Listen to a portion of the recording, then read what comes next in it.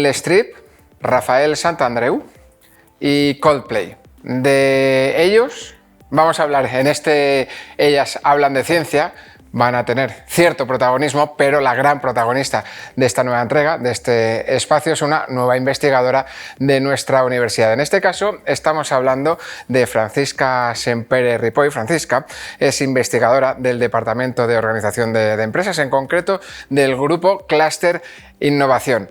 Y es una de las ganadoras también de la última edición de los premios de investigación de nuestra universidad. Con ella vamos a hablar de cine, de literatura, de lugares del mundo, también de su actividad científica, pero primero la conocemos. Francisca, muy buenas. Hola, buenas. Y muchas gracias por venir a hablar un poquito sobre ti, porque ese es uno de los objetivos de este espacio, conocer un poquito más a las investigadoras de nuestra universidad y hablar también sobre tu trabajo en esta universidad. Pero primero empezamos en primera persona.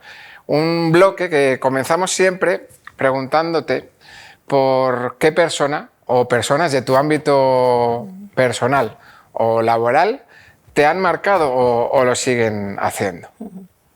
Bueno, muchas gracias antes de nada por esta iniciativa. Creo que es fantástico, ¿no? El poder comunicar y transmitir, intentar inspirar a la gente, ¿no? un poco en el área de investigación, ¿no?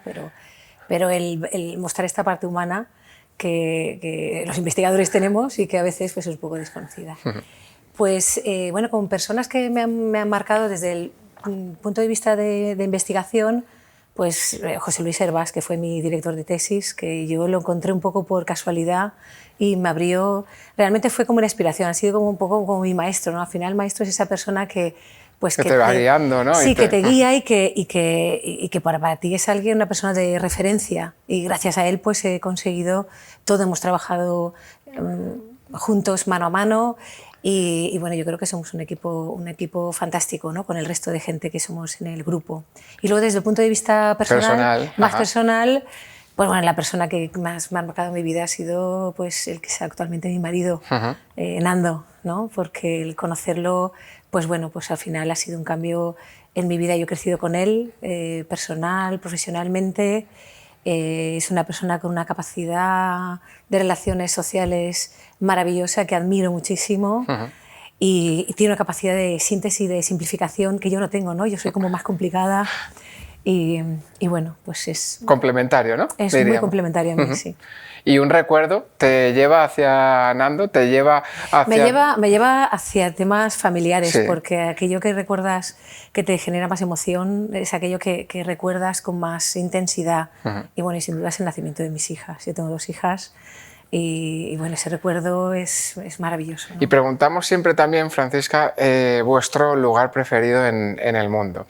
Y la respuesta que nos comentabas antes de empezar a grabar, es, quizás esté relacionada con lo que acabas de decir, es allá donde esté la gente que quiero. No podemos concretar ningún sitio concreto, sino donde esté tu gente, ¿no? Sí, porque yo creo que esto lo aprendes con el tiempo, ¿no? Cuando ya tienes cierta madurez, de que te das cuenta de que tu lugar en el mundo es donde estés tú, donde esté la persona que tú quieres, ¿no? A nosotros nos gusta mucho viajar en familia y a donde vamos es que nos lo pasamos tan bien que siempre es nuestro sitio favorito, ¿no? Y luego vamos a otro igual, ¿no? Pero bueno, dentro de todos mis viajes, si hay alguno que tuviera que destacar es la India. ¿Por qué? Que es un sitio que yo fui con mi marido, pues porque significó un cambio para mí en muchas cosas, ¿no? Me hizo darme cuenta que al final a la India la gente ve 2 cosas, o ve pobreza o ve riqueza, o ve otra cosa. Entonces es cierto que económicamente son más pobres, pero tienen una riqueza espiritual muchísimo mayor que la nuestra. Y entonces, claro, yo vi lo otro, esa riqueza espiritual. Y es a partir de ese viaje que yo empiezo a hacer yoga, empiezo a hacer meditación. Y bueno, pues fue un cambio en mi vida, porque cogí un camino que antes no... Que no estaba. Pues no estaba, ¿no? Y a veces pues aparecen cosas en tu vida en el momento que tienen que aparecer y las coges y a partir de ahí pues han cambiado muchas cosas también en mi vida. Y ahí te acompañan. Y ahí me acompañan, ¿no? Y además es un sitio a donde quiero ir con mis hijas para que ellas también, pero necesito que estén un poco, ¿no? Un poquito más maduras para sacarle el partido quizá o ver Y entender qué es la India. Entender, efectivamente. Y ahora vamos a descubrir por qué yo he empezado este programa hablando de Meryl Streep. Una peli, y entonces desvelamos el por qué. ¿Cuáles son tus películas preferidas en este caso? Bueno, no sé si son preferidas o no, pero son aquellas películas que les tienes muchísimo cariño por las circunstancias que estás viviendo en ese momento cuando las has visto. De hecho, muchas veces vemos... Porque asocias, ¿no? Sí, porque ves una película y no te gusta y luego la ves en otro momento y te encanta, ¿no? Y esa película en concreto, pues Mamma Mía,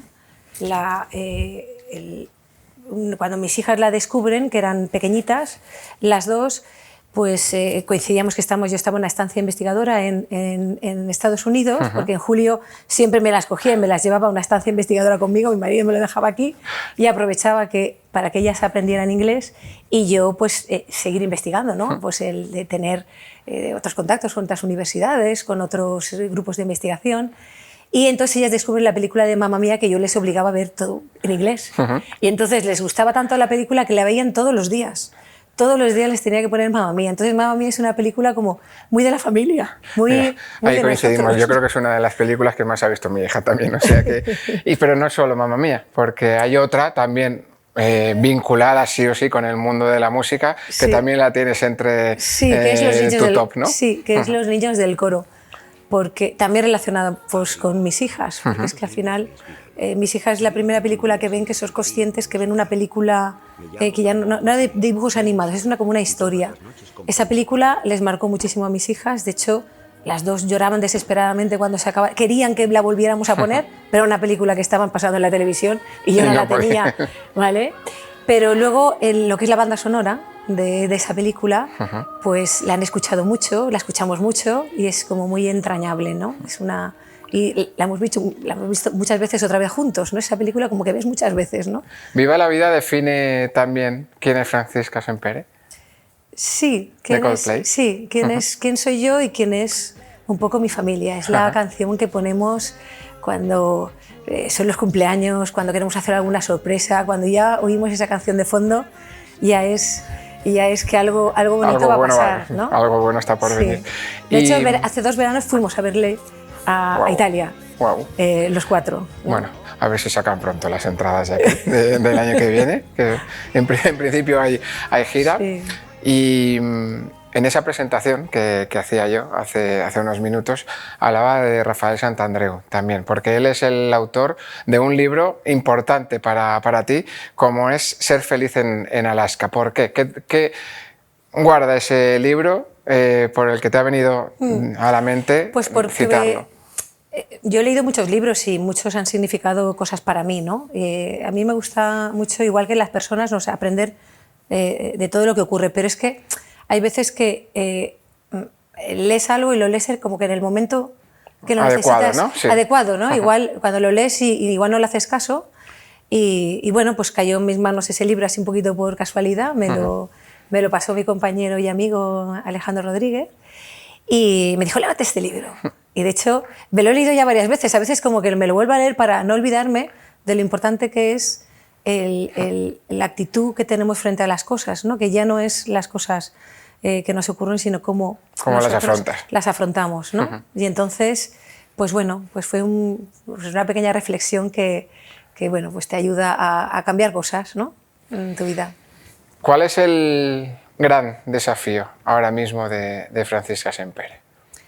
Pues bueno, así desde el punto de vista personal, pues siempre me marco así desafíos, ¿no? Pues ahora que estoy muy, no sé, dedicándome un poquito de tiempo a mí, que quizá me he olvidado un poco de mí a veces pues, por el trabajo, pues porque todavía tienes tus hijos en casa, mis hijas ya están estudiando en la universidad, y entonces me estoy dedicando un poco pues, a hacer deporte, que siempre he hecho y siempre me ha gustado, y ahora me pongo pequeños retos, ¿no? Pues ahora quiero hacer 20 dominadas seguidas, ¿no? Ahora, pues el año pasado hice la travesía nado Santa Pola a Tabarca en X tiempo y ahora quiero intentar hacerla pues en media hora menos, ¿no?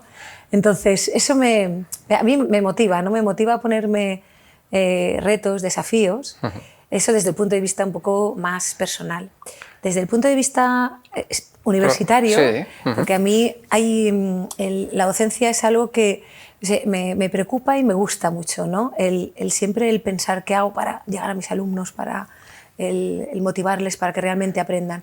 Yo creo que ahora tenemos un desafío muy importante porque, claro, a mí me gustaría seguir inspirando a mis alumnos y quiero que acaben aprendiendo las cosas, pero el contexto en el que estamos es un contexto un poquito extraño, ¿no?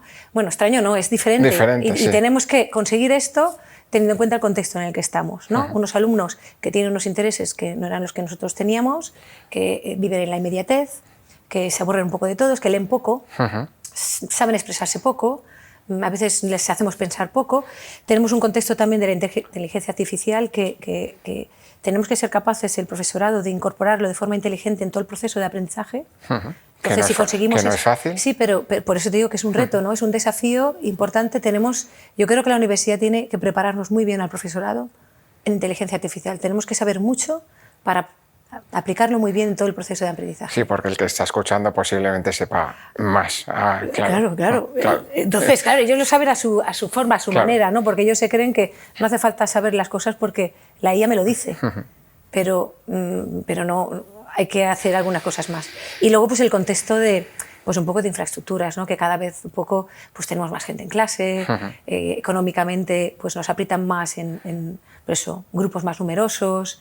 Entonces todo esto, pues no para está mí, mal el desafío, ¿eh? Bueno, para mí es un desafío que lo afronto pues con ilusión, ¿no? Porque además todos los años es un poquito más, ¿no? Como que tenemos algo más, ¿no? Un pequeño problema más. Y si hablamos de investigación, Francisca, ¿por qué tu carrera llegó al ámbito de la ciencia, de la investigación? ¿Qué es lo que despertó en ti esa chispa por la ciencia? A ver, yo soy ingeniero industrial, mi especialidad es organización industrial. Que claro, cuando hablamos de investigación, como a veces pensamos en ciencia, ¿no? De descubrir cosas. No todo es. Todo es ciencia como tal, ¿no? Pero sí que es cierto que claro, entonces yo he investigado en temas que tienen que ver con temas empresariales, de la gestión empresarial, de la mejora de las empresas, etcétera. Y claro, tú cuando te metes en la universidad es que no te planteas si quieres o no investigar, realmente, ¿vale? Va un poco en el pack y vas un poco sola. Sí es cierto que cuando yo entré, porque a mí me llamaba mucho más el tema de empresas. Empresarial. Entonces yo empecé trabajando mucho haciendo convenios de empresas y entonces me metía en muchos proyectos, pero no llegaba luego a materializar todos esos resultados en artículos de investigación. Entonces fue un periodo que yo maduré mucho en conocimiento empresarial, pero sí es cierto que mi producción científica fue muy poca, ¿vale? Entonces yo estaba en un grupo de investigación, cambié de grupo de investigación, bueno, pues tuvimos ahí una serie yo estaba en el campus de Alcoy, todos los profesores de ahí estábamos en el mismo grupo y bueno, pues al final yo siempre he pensado que siempre he hecho lo que me hacía feliz hacer, aunque probablemente profesionalmente no era lo mejor para mí. Hubiera sido mejor otro camino porque hubiera llegado antes. Sí. Pero bueno, no sé, mi camino fue ese. De hecho, salimos muchos del grupo de investigación y a mí coincidió que me quedé embarazada de mis 2 hijas. Entonces, claro, yo tuve un parón ahí, de hecho, yo no tenía... De cambio total. Mi tesis a mitad, yo me metía en todo, de hecho estuve en la dirección del campus, que ahora estoy otra vez, pero al principio de todo también estuve, me gustaba todo, ¿vale? Entonces, claro, todo no se podía llevar, ¿vale? Y entonces la investigación era lo que menos me llamaba realmente. Yo tengo mis hijas, un parón importante, entonces conozco a José Luis Hervás. Y es donde se reactiva ese... Se reactiva todo, me inspira. Yo realmente empiezo la tesis con un compañero mío, con Emilio Golf, que empiezo a trabajar en temas de clústeres industriales sin saber realmente qué es un clúster industrial. Empiezo a analizar el sector del metal sin realmente tener grandes conocimientos de los modelos de innovación y demás. Pero cuando ya conozco a José Luis, él era un sabio en todos estos temas y entonces y te va orientando. Con él empezamos. Él viene de otra disciplina, es economista, yo soy ingeniero y entonces nos complementamos muchísimo. Yo tenía como un conocimiento muy importante del sector industrial que lo juntamos con los modelos de innovación territoriales. Entonces mi campo de investigación ahora es la innovación empresarial.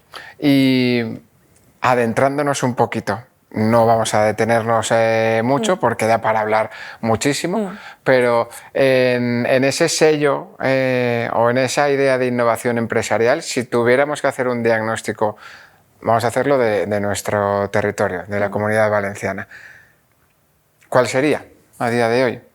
La Comunidad Valenciana es una comunidad innovadora, nuestro país es un país innovador. ¿Qué diagnóstico podéis hacer desde el grupo, desde el clúster de innovación? Pues nosotros analizamos la innovación desde distintas perspectivas, ¿no? A nivel de cómo afecta el territorio a la innovación, cómo el territorio promueve la innovación en las empresas, pues estudian los clases industriales, que son, pues yo qué sé, pues todas las empresas que trabajan en el textil, entre ellas al final se genera como un clúster de conocimiento y luego alrededor se generan también pues centros tecnológicos que apoyan eso, ¿no? ¿Y se promueve la innovación, Francisca? Sí, se promueve la innovación, pero sí es cierto que en España, por ejemplo, gastamos dinero en innovación, es decir, muchos proyectos subvencionados de innovación, pero luego no hay tantos resultados de innovación. Hay otros países que gastan menos y tienen más resultados y innovan más. O sea, porque nosotros hemos analizado pues clústeres específicos, más del territorio, hemos trabajado la innovación y hemos estudiado la innovación en España, pero luego cuando ya empiezas a trabajar y estudiar la innovación comparada, ¿no? con otros territorios países, o con otros clústeres ubicados en otros territorios, pues las variables, los parámetros, pues un poco cambian. ¿No? Yo sé que a veces las empresas, pues sí es cierto que igual se meten en proyectos de innovación, pero es como, me hace el efecto que es un poco como más formalismo y porque tienen, ¿no? deducciones, esto y lo otro, que porque realmente... Te lo planteo de otra forma, ¿se cree la innovación la empresa? Pues a veces pues igual es difícil generalizarlo, pero a veces no lo que deberían creer. Es cierto que innovar supone un esfuerzo, supone además tener recursos que sean capaces para innovar con un conocimiento importante, ¿vale? Y a veces pues bueno, pues eso cuesta dinero, pues tener a gente preparada, contratarles específicamente para que lleven a cabo proyectos de innovación. Es decir, muy pocas empresas dedican como una hora específica solo para innovar. O sea, el mismo ingeniero, pues igual es, ¿sabes? ¿No? Es director de producto, es no sé qué, y además lleva algo de innovación, ¿no? Y entonces igual lo que hay que plantear es cambiar un poquito el ADN o la filosofía de nuestro sector empresarial, industrial, que esto también llevaría lo suyo. Vamos a volver en cierto modo, a la parte también más personal de Francisca, vinculada a la investigación en este sector. ¿Tienes algún momento que recuerdes con especial cariño, con especial interés, que te suponga a ti un recuerdo especial en tu carrera científica? Un momento especial, pues fíjate, cuando yo estuve preparando mi presentación para la posición de catedrática, que mucha gente que dice que es un rollo, que mucho trabajo, muy tal, pues para mí fue súper bonito, porque fue el momento en el que me senté y miré hacia atrás. Y ahí entonces, fue el compendio de esa... Y entonces es cuando entiendes y le das sentido a todo lo que has hecho, y entonces ves el cómo, o sea, es como si cobrara todo sentido, ¿vale? O sea, que todo ese camino que has ido trazando... Claro. Quizá avanzar tanto, porque yo cuando conozco a José Luis, o sea, yo no tengo la tesis, yo no tengo mi tesis doctoral, pero bueno, la tengo empezada, la tengo esbozada, y cuando lo conozco a él, en 5 meses, que yo dediqué 18 horas al día, me separé de mi marido, no dormía, etc., yo en 5 meses presenté mi tesis. Y eso era el día que yo cumplí 40 años. El día de mi cumpleaños entregué mi tesis. Wow. ¿Vale? 10 años después me acredité a catedrática. Es decir, ¿cómo es posible que yo en 10 años consiguiera toda la producción científica que he conseguido? Entonces, ¿por qué? Porque cuando miro hacia atrás... Tenías ese bagaje. Tenía toda esa preparación en el que ya era todo ideas, esto, lo otro. Pues esto tiene que haber esta relación, lo buscamos, lo encontrábamos. Entonces, a veces no estás tan preparado y entonces... Pero eso ya estaba hecho, claro. Y entonces sí, la preparación, la madurez, la capacidad de relación, la capacidad también para yo que sé, atreverte a hacer cosas porque si eres capaz de hacerlo todo y eres capaz de aprender cosas nuevas. Este programa lo aprendemos, esto, nos metemos, pero ya estás preparado para eso, ya tienes, y luego tienes ese conocimiento empresarial que a la hora de analizar o meter en tu modelo variables que puedan afectar a la innovación, como tienes tanto conocimiento empresarial, ya dices, esta variable tiene que afectar preciso, vamos a meterla porque tiene que salir, ¿no? Y entonces para mí fue muy bonito. El día de la cátedra. Todo el proceso de preparación y el día de la presentación en el que tenía a mis padres delante, tenía a mis hijos, tenía a mis amigos.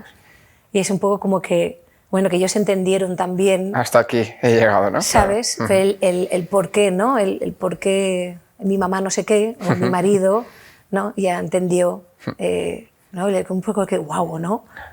Todo esto has hecho, ¿no? Vamos a ir cerrando en este caso, y lo hacemos siempre de la misma forma, con consejos, con mensajes para un público concreto. En primer lugar, para jóvenes investigadores, investigadoras que estén iniciando su carrera científica como la inició hace años Francisca. ¿Qué les dirías?